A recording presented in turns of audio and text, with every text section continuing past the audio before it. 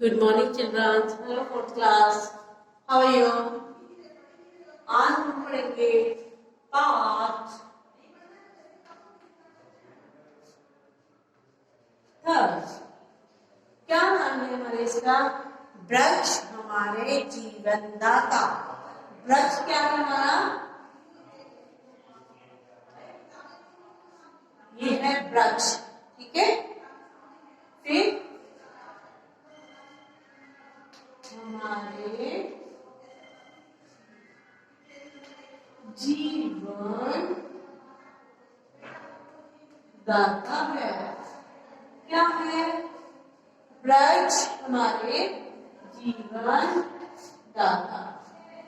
ये हमारा एक न्यू चैप्टर स्टार्ट होने जा रहा है। सेकंड चैप्टर तक आपका मोस्टली सभी कंप्लीट हो चुका है, ठीक है।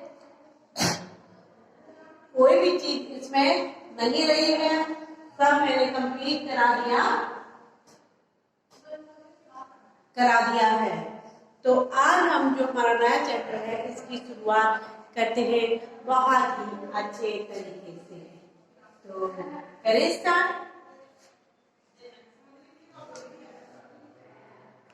क्या कहना है?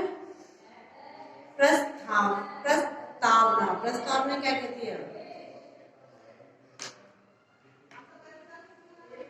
संसार में मनुष्य ने जन्म भी नहीं लिया था। क्या? ये जो हमारी सृष्टि है इसमें मनुष्य ने जन्म भी नहीं लिया था। उससे पहले से ही वृक्ष पृथ्वी पर चारों ओर फैले हुए थे। क्या थे? चारों ओर फैले हुए थे। मनुष्य ने इन वृक्षों से बहुत कुछ पाया। क्या? मनुष्य ने इन वृक्षों से बहुत कुछ पाया, जैसे खाद, वस्त्र, घर, शुद्ध हवा, दवाइयाँ, पता नहीं क्या क्या। अब देखिए, खाद यानी खाद्य सामग्री, ठीक है, हमको वृक्ष से ही मिलती है।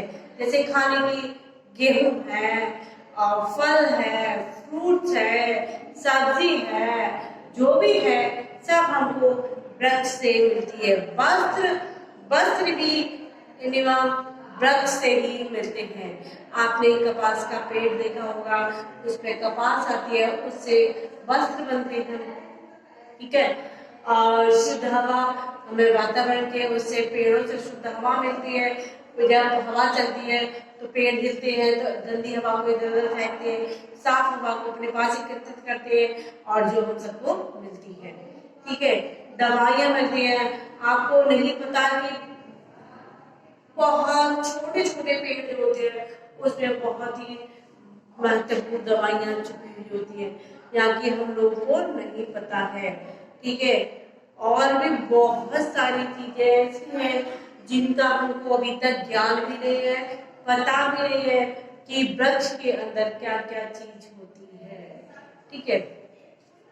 वृक्ष की जो जड़ होती है उससे भी दवाई बनती है, और वृक्ष की जो ऊपर टहनी होती है, कली होती है, उससे भी दवाइयाँ बनती है, ठीक है। बहुत सारी ऐसी चीजें होती है जो वृक्ष से हमको मिलती है। परंतु मनुष्य जितना सभ्य होता गया उतना ही उसने वृक्ष का नाश शुरू कर दिया। यानी क्या कहा जा रहा है? मनुष्य जितना समझदार हुआ उतना ही उसने वृक्षों का नाश करना शुरू कर दिया। कैसे? जैसे कि बहुत सी जगह आपने देखा होगा कि कई जगह जंगलों को कटवा देते हैं, वृक्षों को कटवा देते हैं, ठीक है। जब वृक्ष कटेंगे तो फिर हमें ना तो शुद्ध हवा मिलेगी, ना शुद्ध वातावरण रहेगा, ना ही दवाइयाँ हमको कहीं से मिलेंगी, ठीक है। ये चीज इसमें बताया जा रहा है।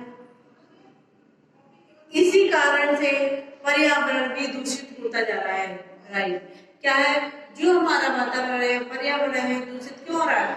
जब पेड़ काटे जा रहे हैं और जब कोई हवा नहीं रहेगी, कुछ नहीं रहेगी, भाई नेचुरल हवा तो होती है, जब वृक्ष होते हैं, पेड़ पौधे होते हैं, तो उनके नीचे की जो अलग अलग बात होती है। नीम का पेड़ भी आपने देखा होगा, नीम का पेड़ कौन कौन सी गैस कब कब छोड़ता है, आपको साइंस से बताया गया है। ठीक है, अब देखिए प्रतिबिंब क्या कहता है। प्रतिबिंब कह रहा है वृक्ष हमारे जीवन दाता है। वृक्ष क्या है? वृक्ष हमारा जीवन दाता है, वृक्ष से हमें जीवन मिलता है। ठीक है, अतः इनकी रक्षा का दायित्व भी हम पर है। किसकी? वृक्ष की रक्षा का दायित्व भी हमारे ऊपर ही है। वृक्षों को कभी काटना नहीं चाहिए, यहाँ की ये सोचना चाहिए कि एक वृक्ष हर व्यक्ति को लगाना चाहिए। ठीक है, उसकी सेवा भी करनी चाहिए जब तक वो बड़ा ना हो जाए तब तक। जैसे अपने बच्चों की आप करते हो पालन, ऐसे ही उस वृक्ष का भी पालन करना चाहिए। आज शहरीकरण एवं जनसंख्या की वृद्धि के कारण ही वनों का नाश हो रहा है। शहरीकरण यानी शहर में लोग बहुत से ऐसे हैं जो वृक्षों को काट करके बहुत जो बिल्डिंगें बना रहे हैं, कभी कुछ घर कुछ बना रहे हैं, कभी कुछ कर रहे हैं, फैक्ट्रियां खोल रहे हैं। जहाँ फैक्ट्रियां होती है वहां तो वातावरण और भी दूषित ही रहता है, कभी साफ होता ही नहीं। ठीक है, क्योंकि फैक्ट्रियों का इतना गंदा पानी, इतना गंदा धुआं, ये पर्यावरण दूषित ही करता है, कोई साफ तो करता नहीं है ना। तो ये क्या है, अब मनुष्य के ऊपर है ना, मनुष्य ही इस चीज को साफ कर सकता है, बाकी कोई नहीं आएगा इसको साफ करने के लिए। ये हम लोगों का दायित्व बनता है कि हम आज भी इसको सफाई से रखें। वृक्ष न केवल हवा को शुद्ध करते हैं बल्कि ये बादलों को भी बुलाते हैं और इनकी जड़ें बाढ़ को रोकती है। क्या कहते हैं? जो जड़ें जो है वो क्या करते हैं? बाढ़ को रोकती है। फिर परिकल्पना क्या है? वृक्ष से पाए जाने वाले लाभों को ध्यान में रखकर हमें वृक्ष तथा वनों को बचाए रखने की चेष्टा करनी चाहिए। क्या कह रहे हैं? वृक्षों से पाए जाने वाले लाभों को ध्यान में रखकर हमें वृक्षों तथा वनों को बचाए रखने के लिए की चेष्टा करनी होगी। हम अपनी सुविधा के लिए यदि पेड़ काटते हैं तो एक और नए वृक्ष की परिकल्पना कर एक नया पौधा लगा भी सकते हैं। क्या कह रहे हैं? जैसे कि आपको अपनी सुविधा के लिए वृक्ष कटवाना है, ठीक है, आपको जैसे कि इस एरिया में आपको कुछ लगाना है, इस पर कुछ बनाना है, ठीक है, यहाँ आपके 4 पेड़ लगे हुए हैं। अब वो आपको दिख रहे हैं कि ये पेड़ कटे बिना मेरा काम नहीं होगा, ठीक है, मेरे को इसमें असुविधा लग रही है, तो ठीक मान लिया आपने वो 4 पेड़ काटवा दिए, पर मुंह आपको 4 नहीं तो कम से कम 2 पेड़ तो कहीं दूसरी जगह नहीं लगाओ भाई। जब 4 काटे तो उनकी जगह 2 तो कहीं लगाओ। उससे क्या है, जो अपने को जो काटे हैं उसका फल तो मिल जाएगा। ठीक है, पेड़ भी बहुत वैसे होते हैं, पेड़ भी बोलते हैं, अब नहीं पहले बोलते थे। ठीक है, अब देखो, कल्पना करो कि पृथ्वी पर यदि जंगल होते, बस्ती में पेड़ पौधे ना होते, पहाड़ियों पर हरियाली ना होती तो यह सब कुछ कैसे लगता? कल्पना कीजिए, बताइए। कल्पना करो कि पृथ्वी पर यदि जंगल ना होते, भाई ये हमारी पृथ्वी है, इसमें जंगल ना होते, ठीक है, बस्तियों में पेड़ पौधे ना होते, पहाड़ियों पर हरियाली ना होती तो कैसा लगता आप लोगों को? सच तो यह है कि तब पृथ्वी का जीवन ही नहीं होता। क्या होता? पृथ्वी का जीवन ही नहीं होता। कारण स्पष्ट है कि जब जीवधारियों को पेड़ पौधे से मिलने वाली जीवनदायी ऑक्सीजन प्राप्त नहीं होती, जब मानव जीवन का विकास कैसे होता? तो जब ऑक्सीजन ही नहीं होती तो कैसे आगे काम होता। जब मानव जीवन का विकास हुआ उससे पहले पृथ्वी पर वनस्पति जगत का विकास हो चुका था। उस समय मानव ने पेड़ पौधों से ही भोजन प्राप्त किया था। क्या किया था? पेड़ पौधों से ही भोजन प्राप्त किया था। इतना ही नहीं, उन्होंने पेड़ पौधों के नीचे अपने रहने की जगह बनाई। क्या किया? पेड़ पौधों के नीचे ही उन्होंने अपने रहने के लिए जगह बनाई। उनकी छाल और पत्तों से अपने शरीर को ढका।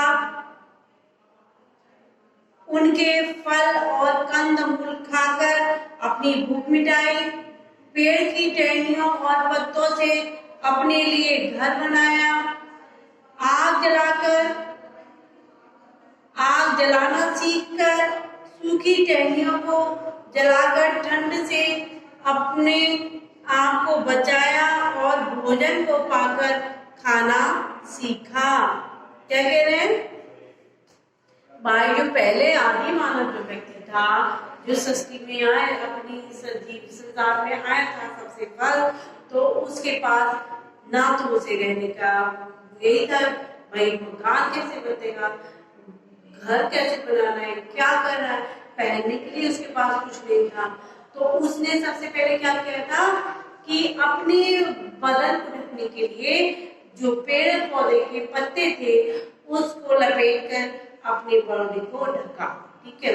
और जो पेड़ की टहनी वगैरह, पत्ते वगैरह जो थे, उससे उन्होंने अपने लिए एक झोंपड़ी बनाई रहने के लिए, भाई इसके अंदर हम रह सकते हैं।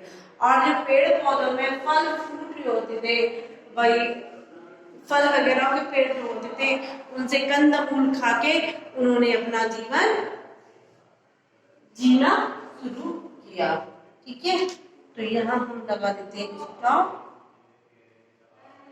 फिर कहने का अर्थ यह है कि आदिकाल से ही पेड़ पौधे मनुष्य जीवन के अभिन्न अंग और उपकारी मित्र रहे। ठीक है। यहाँ आगे स्टॉप कर लीजिए, फिर आगे कल। तो आपको क्या करना है?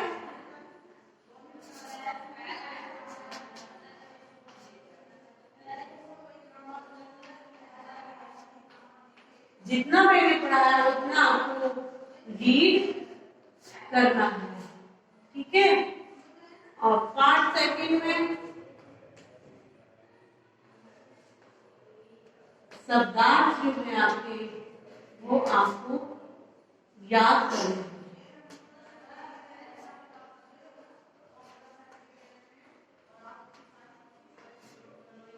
देन ये हो गया आपका वर्क, जो आपको करना है, याद भी करना है। और आपका जो सेकंड चैप्टर कंप्लीट हो गया, उसकी नोटबुक आपके पास है, तो वो आप देख के जाइए चेक करने के लिए, फिर उसको हम लोग चेक भी करेंगे। ठीक है। चलिए, ओके, बाय, टेक केयर।